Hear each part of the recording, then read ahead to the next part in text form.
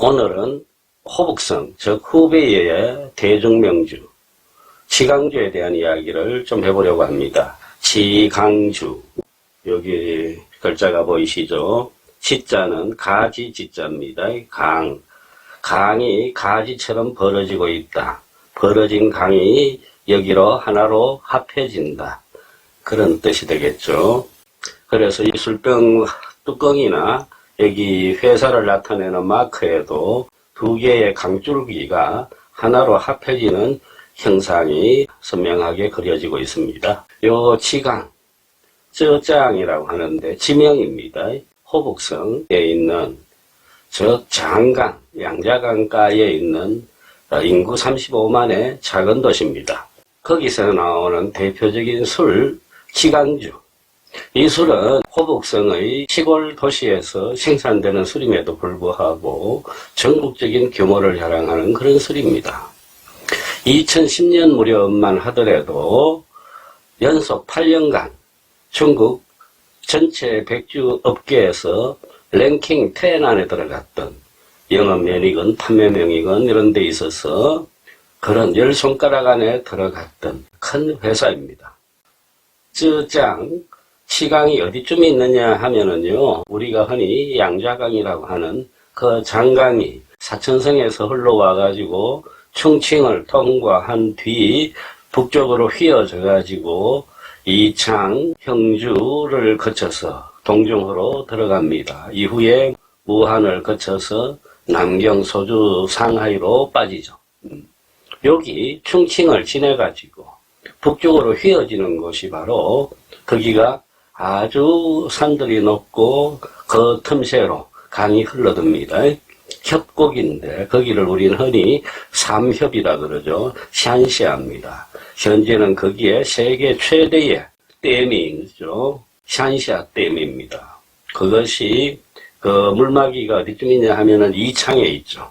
그 이창에 소속된 작은 도시가 바로 치강입니다. 그래서 흔히 예로부터 이 치강을 가리켜서 삼협을 지키는 동쪽의 대문이다. 이렇게 말했어요. 삼협으로 들어가는 입구이기도 하다라는 뜻이죠. 이 치강에는 그래서 강구라는 나루터가 있습니다. 강의 입이다라는 뜻이겠죠. 강구. 현재도 이 강구라는 지명이 있고 술회사도 이 치강시 강구에 있습니다. 양자강의 아주 중심지의 요지에 있는 나루터이다 보니까 자연스레 사람과 물자의 내왕이 빈번할 수밖에 없습니다. 사람과 물자의 내왕이 많다 보니까 절로 상업이 발달되고 상업이 발달되다 보면은 또 술산업이 발전하는 것이 자연스러운 현상입니다. 그래서 흔히들 이 지강지역에서 술산업은 언제부터 있었느냐? 2000년 이전부터 번성했다라고 보고 있습니다. 동방호라는 항아리가 하나 있습니다. 여기 지강지역에서 출토된 고대 유물인데 동으로 된 네모진 항아리란 뜻이에요. 이것을 학자들은 당연스럽게 술항아리로 보고 있습니다. 지금 중국 역사박물관에 보관되어 있는데 이로 보듯이 이미 2000년 이전에 이 지강지역에서는 술산업이 번성했다라고 보고 있는 것입니다. 그러나 본격적인 우리가 백주를 이야기하면은 결국 정유주 이야기가 되는데 이 정유주 산업이 이 지역에서 크게 발달한 시기는 명청시대로 봅니다. 명나라, 청나라요. 이 당시 이 지역에서는 치강소춘이라는 술이 생산되고 있었어요. 이름난 술이었습니다. 치강소춘 할 때 요 소춘, 작을 소자에 범춘자를 쓰는데 흔히들 그냥 소춘주라 그럽니다. 범춘자는 술주자와 같다 그랬죠. 그래서 요 소주를 가리킵니다. 정유주입니다. 이 소춘주가 전국적인 이름을 이미 얻고 있었다. 그런데 1817년이었어요. 청나라 시기였는데 이웃한 송자시에 살고 있던 한 부자 선비가 있었어요. 장원남이라는 인물인데 그가 이 지역을 와보고는 여기서 술을 빚으면 크게 성공하겠다라는 생각을 하고 온 재산을 쏟아가지고 양조장을 만듭니다. 그 양조장 이름이 겸택일이라는 술도가였어요.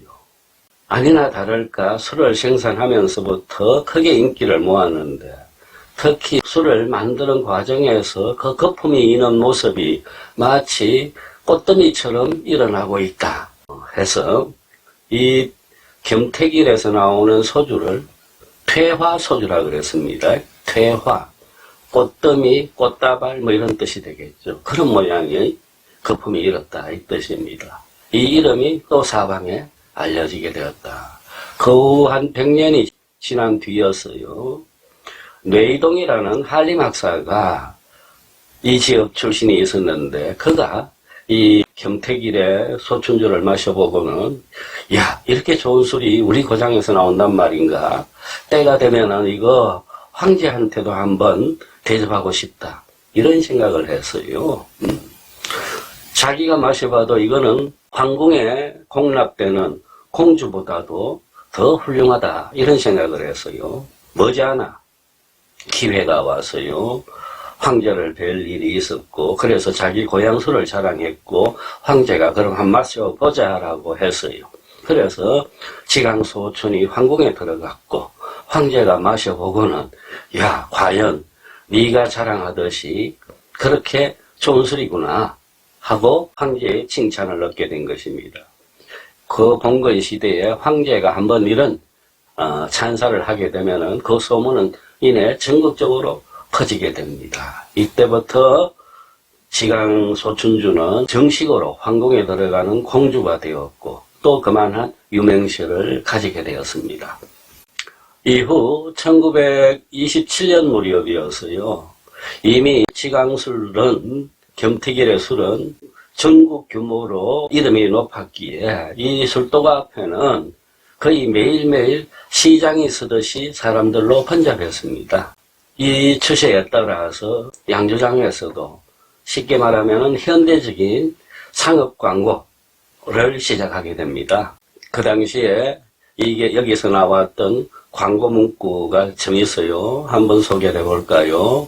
우리 술은 뛰어난 전문가가 정성으로 빚은 술입니다 라고 하고 있어요. 그러면서 우리 술은 마시고 취한 후에도 파초향이 풍기면서 정신을 맑게 하고 중풍을 막아줍니다. 이렇게 했어요.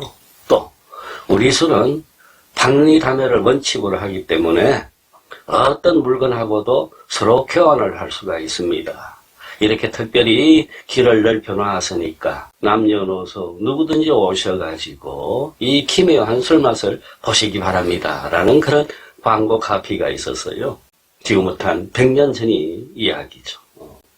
이후 1949년에 중국 공산정부가 수립되죠. 그래서 50년부터 57년까지 이 당시에는 벌써 겸택일 외에도 10몇 개의 양조장들이 이 지강 강구에 있었는데 이것들을 공산정부에서 다 매수해버립니다. 사가지고 통합 국영술회사로 만드는데 그것이 바로 지강주창이고 그것이 또 오늘날의 지강주업의 전신이 됩니다. 그 훨씬 이전에 장원남이는 왜 여기가 특별하게 술산업이 잘 될 거라고 여겼는가. 그 다음 그 후에 100여 년의 역사를 지니면서 어떻게 그런 발전을 겪을 수 있었는가. 그것은 이 지강이 위치하고 있는 지리적인 환경 그리고 그 자연 토대 이런 것들 때문이라고 볼 수 있습니다. 여기는 아주 강줄기들이 많다 보니까 물이 풍부합니다. 또 기후가 온화한 데다가 습기가 많아서요. 늘 눅눅한 날씨입니다. 그러다 보니까 술에 꼭 필요한 유익한 미생물들이 번성에 아주 유리한 자연 조건이 될 수 있었다라는 겁니다. 그 이전에 사회적 조건은 이미 돼 있었죠. 교통이 편하다, 물자와 사람들의 내왕이 많다. 이런 모든 조건들이 어우러져 가지고 여기 가서 이런 좋은 술들이 나올 수 있게 됐다고 보고 있습니다. 그리하여 마침내 1984년도 무렵에는 이 지강 술들이 중국 베이징의 추석궁에까지 들어가는 그런 영광을 누리게 됩니다. 한번 마셔볼까요? 작은 병 100ml짜리입니다. 52도.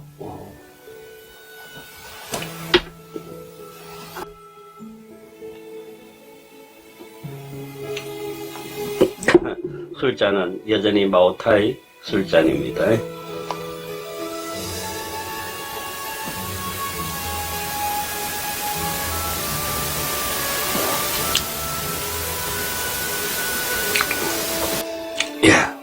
이 술이 절대 비싼 술이 아닙니다. 현지에서 지금 500ml짜리 지강주 제일 싼 가격의 술이 16위안 정도 합니다.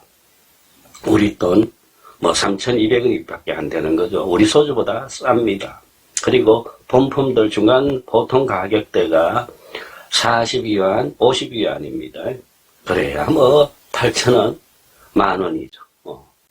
이렇게 저가의 가격대를 유지하면서 맛이 괜찮다 보니까 이 후베이 주민들은 집집마다 다른 술은 안 마시고 자기네 고향 술, 즉 지강주만 찾게 되는 그런 형편이 되고 있습니다. 아주 고급 술들의 경우는 다 외지 술들이 들어와 가지고 시장을 장악하고 있어요. 예를 들면 마오타이나 오량액 같은 것이 이 최고급 시장들을 장악하고 있는 것은 다른 성과 비슷합니다만은 환경이 중간대 가격 이하 그 시장은 지강주가 꽉 움켜쥐고 있다고 봐도 무방합니다. 예를 들면 강서성에서 사특주가 독판을 치듯이 그런 현상을 보입니다. 흔히들 전문가들은 이 술의 특징을 5가지로 보고 있어요. 첫째가 술 맛이 진하면서도 산뜻하다. 둘째가 술 구감이 입에 넣었을 때 그 느낌이 퍽 두터우면서도 강렬하지 않다.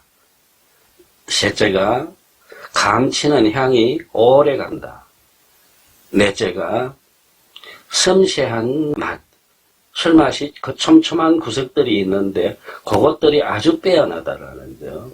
마지막이 배 속에 술을 들이키고 나면은 배 속에 파초향이 가득 차는 어떤 느낌을 준다. 이렇게 말하고 있어요.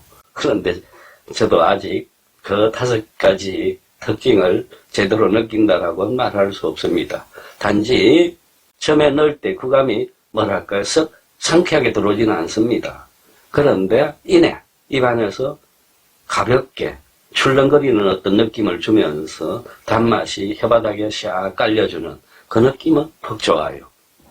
그 촘촘한 느낌까지도 또 맛보기는 상당히 어렵습니다. 자주 저도 이 주강주를 서너 번 마셔본 경험이 있는데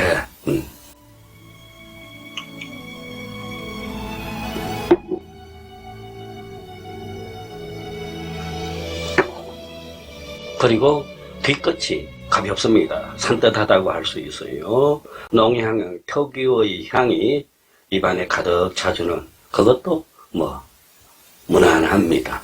이 지강 지역이 물이 많고 온화한 날씨라 그랬죠. 그래서 예로부터 어미치향이라고 불러왔어요. 어는 고기, 물고기를 가리킵니다. 미는 쌀이고요.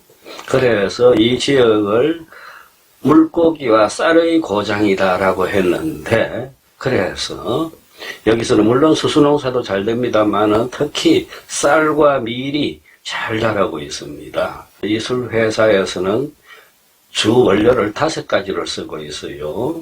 즉 수수, 밀, 옥수수, 완두, 쌀 이렇게 됩니다. 그 5곡을 술의 원료로 쓰고 있죠. 오량액과 흡사합니다. 호북성에서 또 5손가락 안에 드는 술 회사들이 여러 있는데 그 중에 도화향이라는 술이 있습니다. 나중에 또 소개할 기회가 있을 것입니다. 도화향이라고 해서 복숭아꽃 향이다 이런 뜻은 아니고요. 이 도자가 벼 도자입니다. 쌀이 생산되는 그 벼가 있죠. 벼의 꽃 거기서 풍겨나는 향이다라고 하는 도화향이라는 이름의 술이 있는데 그 회사도 이 지강주가 인수를 해가지고 쉽게 말하면 호북성의 술을 다 장악해버린 것이 바로 이 주강주다. 이렇게 봐도 무방합니다. 첫째, 싸고 술값이, 그리고 마시기에 아주 무난하고 전혀 입안에서의 거부감이 역한 느낌이 주지 않는 그런 술이다. 그렇기 때문에 이것은 호북성 주민들 뿐만이 아니고 성 밖에 전국 전역으로 이 술이 퍼져나가 가지고 그만한 대중의 인기를 모으고 있다고 봐도 무방합니다. 자, 우리나라에도 이 술이 수입되는 걸로 알고 있어요. 혹여 중국이나 이 땅에서 지강주를 만나서 드실 기회가 있으시거든. 그 스스로가 자랑하는 오묘한 5가지 맛을 풍긴다라고 하는 그것을 나도 어느 정도 감 잡을 수 있을까, 맛볼 수 있을까를 생각해 보면서 음미해 보시는 것도 좋을 듯 싶습니다.